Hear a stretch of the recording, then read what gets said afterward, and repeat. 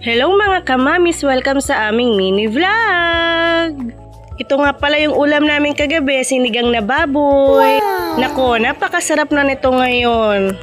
Yung habang tumatagal, lumalapot. Tapos may bahaw na kanin. Ang sarap-sarap talaga nito. Talagang tataob ang kaldero mong bahaw. Ayan, nagpainit na ako ng kaldero. Naglagay na ako ng mantika. Nung mainit na yung kawali, ayan, sinalang ko na ang tuyo. Naku, ang bango-bango. Amoy hanggang kapitbahay talaga yan. Ang sarap-sarap ng tuyo, walang kaalat-alat. Yung papalutungin mo, naku, kakainin mo talaga yung ulo at yung tinik.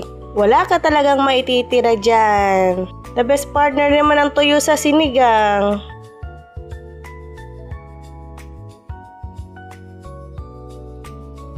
Habang hinihintay ko nga pala yung mga bata dyan bumaba para kumain, ayan, dinalaw ko muna yung mga halaman.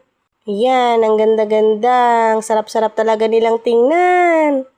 Naku, nagkaroon nga pala yun ng uod, yung ibang kalamansi. At ayan, yung pinya, nilipat ko na rin pala dyan, may ugat na. Tapos yung oregano, nilipat ko rin galing paso. Kasi naninilaw-nilaw siya. At ayan, nagtanim na rin ako ng kangkong. At yan pala yung pangalawa kong garden. Tingnan nyo mga kamamis, sumibol na yung tinanim ni Daddy na sili. Ayan, kaya napaka-excited pala talagang magtanim Nung nagising na nga pala si Ate Snow, ayan, inutusan kong bumili ng yelo. Ang sipag-sipag rin naman talagang utusan, pakending-kending pa. Ayan, ang cute-cute, nagpatulong pa. Kaya hindi talaga pwedeng walang tubig na malamig pag kumakain. Si Snow, pag bagong gising, nilalaro niya si Baby Astrid. Love na love naman niya ang baby, gigil pa. Sabi ko ay dahan-dahan sa pag-kiss. Naku, nalalapirot yung mukha.